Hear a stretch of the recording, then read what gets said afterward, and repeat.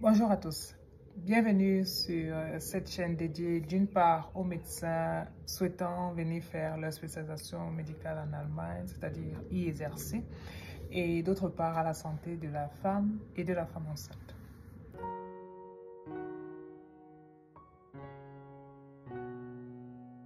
Alors aujourd'hui, je vais vous parler d'une étape cruciale pendant la procédure de reconnaissance de votre diplôme de médecin obtenu à l'étranger afin de travailler en Allemagne. Et cette étape, c'est l'importance d'avoir la bonne information au début. En fait, vous savez, récemment, il y a un collègue qui nous a contacté afin qu'on l'aide, qu'on l'accompagne dans cette procédure-là, parce qu'il faut dire c'est en allemand, c'est spécial, sont les médecins, voilà, ça coupe à la rue. Et lui, il avait déjà traduit ces documents, il les avait déjà même légalisés, puisque ça se lit un peu partout, voilà, c'est l'Allemagne, il faut que les documents soient traduits. Il est même allé un pas en avant, il a légalisé. Et voilà, il se disait...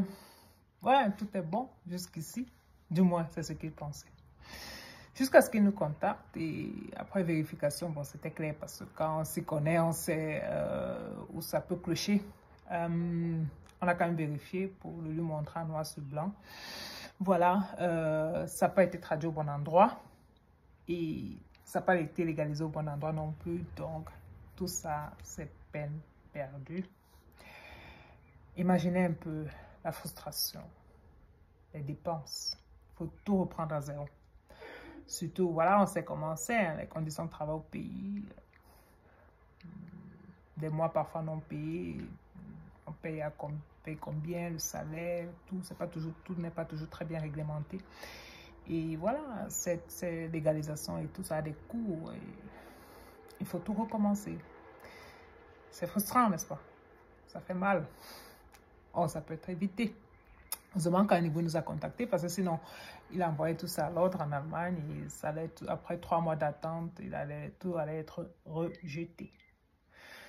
Bon, si je fais cette vidéo, c'est pour vous expliquer, pour vous prévenir, afin que ceux qui n'ont pas encore commencé ou alors qui ont l'intention de se lancer, qu'ils fassent attention. Qu'ils fassent attention.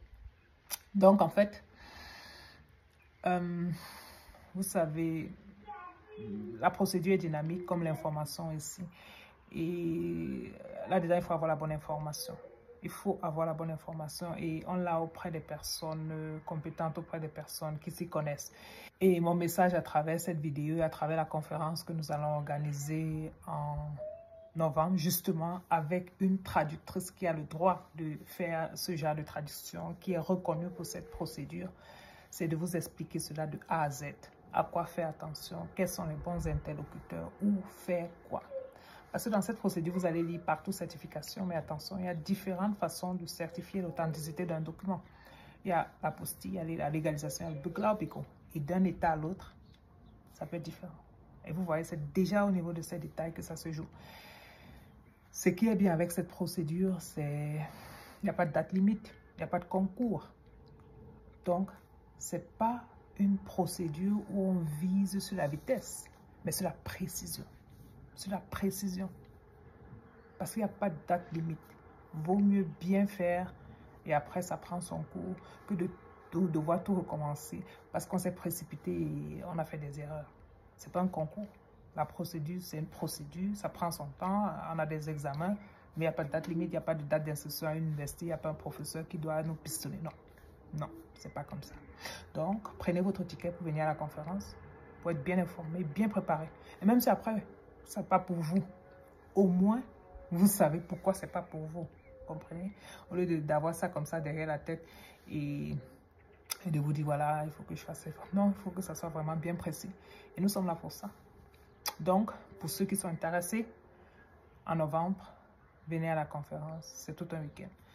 Et encore, n'oubliez pas, cette procédure, ça ne mise pas sur la vitesse, mais sur la précision. C'était Dr. Viti, le docteur en qui les femmes ont confiance. Les hommes aussi.